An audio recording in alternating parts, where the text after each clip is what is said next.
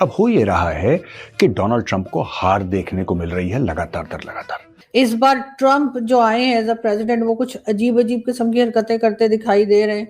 आपको ये पता है कि डोनाल्ड ट्रंप ने वेनेजुएला में क्या किया, किस तरीके से मडूरो को उठा के लाया? क्या लग रहा है हर जगह सिर्फ ऑयल के लिए जा रहे हैं या कोई और टारगेट भी है? अपना दबदबा कायम करना चाहते हैं, अपनी पावर का डिमॉन्स्ट्रेशन है कि हम किसी अपना अपोजिशन। पाकिस्तान को सोचना चाहिए कि इसकी इम्प्लीकेशंस क्या है, हमारा क्या रवैया होगा। हर वो कंट्री जो अमेरिका की फॉरेन पॉलिसी या अमेरिका की इकोनॉमिक पॉलिसी को अपोज कर रही है उसको हम टॉलरेट नहीं करेंगे। जिसमें इराक था पहले, फिर उसके बाद ईरान है, लीबिया था, सीरिया था, ये मिडिल ईस्ट में है। अब 3-4 कंट्री यहाँ पे भी है, उसके अंदर चिली है, फिर उसके अलावा क्यूबा है, और भी 2 कंट्रीज और हैं जिनका ये नाम बराबर ले रहे हैं। ब्राज़ील है, उसके भी खिलाफ है कि यानी ये पॉलिसी हमें एक्सेप्टेड नहीं है आपकी ग्लोबली। वेस्टर्न यूरोप पे भी इन्हीं ने को भी परेशान कर रखा है। उनको भी ये चाहते हैं कि उनकी अमेरिका फर्स्ट है, अमेरिका की पॉलिसी को प्रमोट करें, उनके इंटरेस्ट का ख्याल नहीं करते, बल्कि प्रेशर रहता है अब कोई, जबकि एक ही पॉलिसी है इन सब की। और जबकि यूरोप में भी देखिए अमेरिकन इकोनॉमी बहुत वीक है और ये लूट मार से नहीं बन सकती, मेरा मानना ये जो ये कर रहे हैं। टैरिफ से भी इनका कुछ फायदा नहीं हो रहा है, टैरिफ जो ये लगाते जा रहे हैं उससे भी कुछ नहीं हो पा रहा है अमेरिका में। हेलो दोस्तों, नमस्कार। राजनीति एमपी में आप सभी का स्वागत है। दोस्तों वेनेजुएला के बाद रूस से पंगा लेने वाले अमेरिका ने अब भारत की ओर अपनी नजरें क्या की। उसे भारत दुश्मन पाक ने ही भारत की पावर का लोहा दिखा दिया है।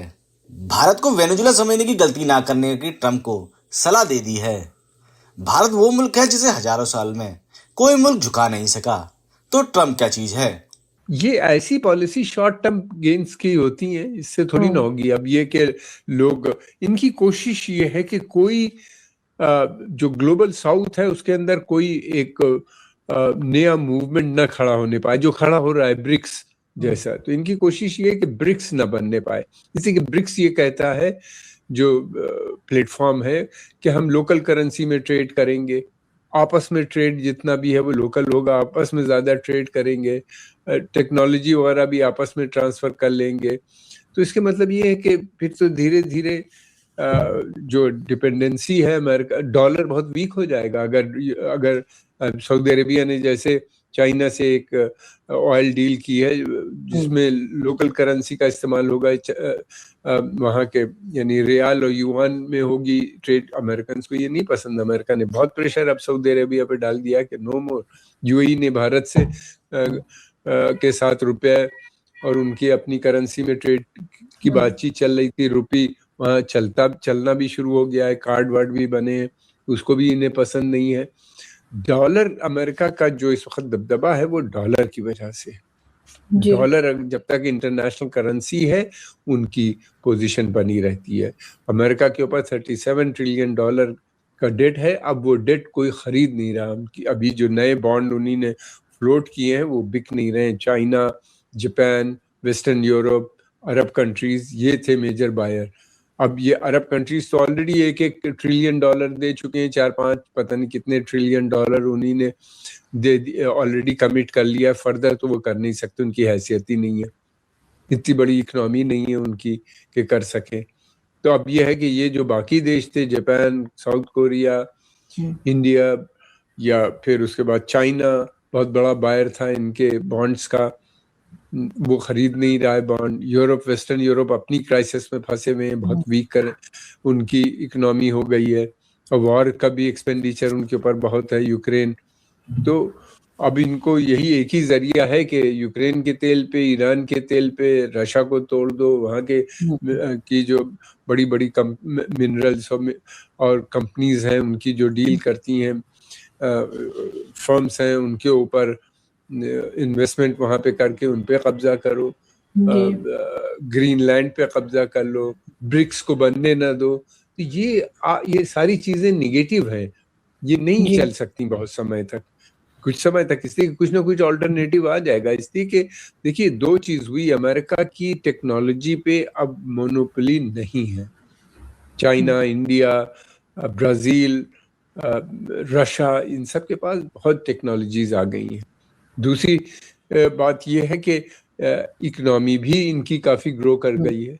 4 ट्रिलियन की इंडिया की है, 17 ट्रिलियन के करीब चाइना की है, रशिया की भी 4 ट्रिलियन डॉलर के करीब है। और लेकिन इन सब देशों की दूसरी तरफ ये है कि इनकी कैपेसिटी है इसको डबल करने की, और तो वो जो डिपेंडेंसी थी टेक्नोलॉजी को लेके वो खत्म हो रही है। तो ये आप उसको कब तक आप, ईरान ने बहुत टेक्नोलॉजी अपनी डिफेंस सेक्टर के अलावा दूसरे सेक्टर्स में भी बहुत डेवलप कर ली, आप कब तक रोकोगे उनको?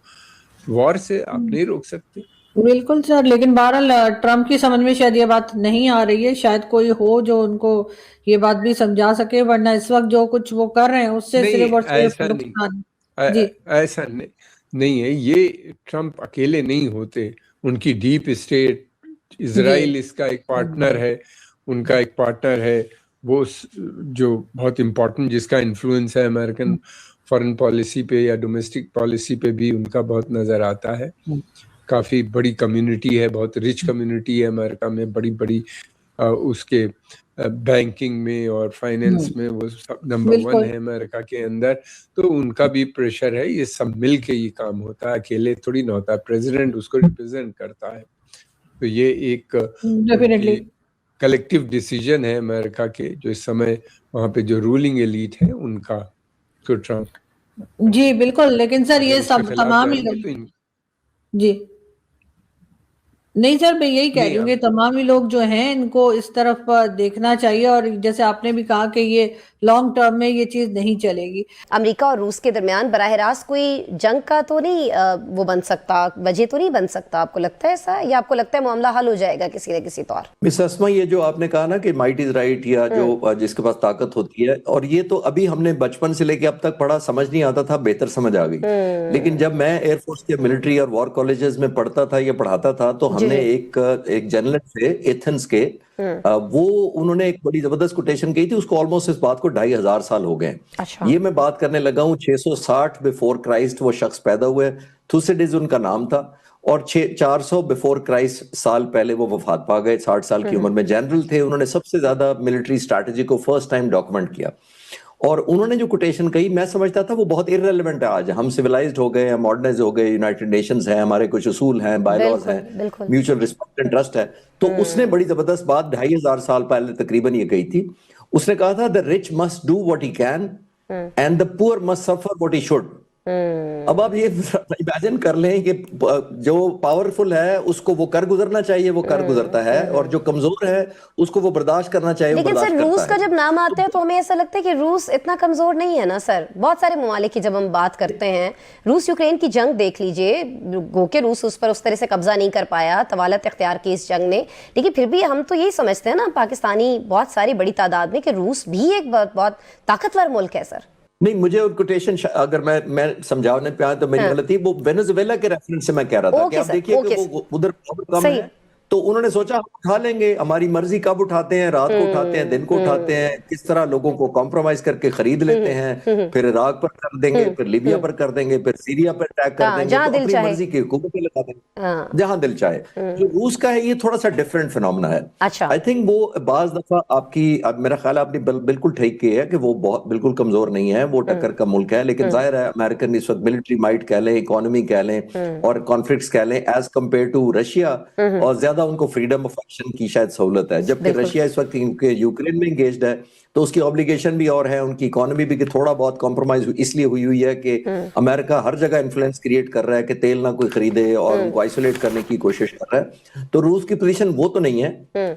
लेकिन आपकी बात बिल्कुल ठीक है कि ये अनयूजुअल उन्होंने एंगेजमेंट की है रशियन शिप्स के साथ। आई थिंक इसके कॉन्सिक्वेंशियल हैं, या उन्होंने सिंबॉलिक सिर्फ जेस्चर भेजा है कि अगर वेनेजुएला को मैं कर सकता हूँ, रूस को भी मैसेज कर सकता हूँ। लेकिन आई एम श्योर, मेरा ख्याल है इतने ना समझ नहीं होंगे कि वो एट ए टाइम इतनी बड़े लोगों को, बड़े मुल्कों को एंगेज करना शुरू कर दें, पुतिन जैसे मुल्क को इस वक्त। और डेफिनेटली वो सिंबॉलिक ज्यादा है, मेरा ख्याल है। ठीक हो गया। अच्छा सर, मुझे प्रोड्यूसर की जानिब से कहा जा रहा है वक्त हमारे पास कम है, लेकिन मैं जाते जाते आपसे जरूर जानना चाहूंगी कि अगर फर्ज कर ले कि अमेरिका वेनेजुएला और रूस के साथ इस तनाज़े में मजीद उलझ जाता है, या मुकम्मल तौर पर उलझ जाता है, तो क्या जनूबी एशिया से उसकी तवज्जो कम हो सकती है, और फिर क्या उससे खित्ते में पाकिस्तान के लिए जो सिक्योरिटी चैलेंजेस हैं वो बढ़ सकते हैं, क्योंकि हम तो अपने एस्पेक्ट से इसको देख रहे होंगे ना?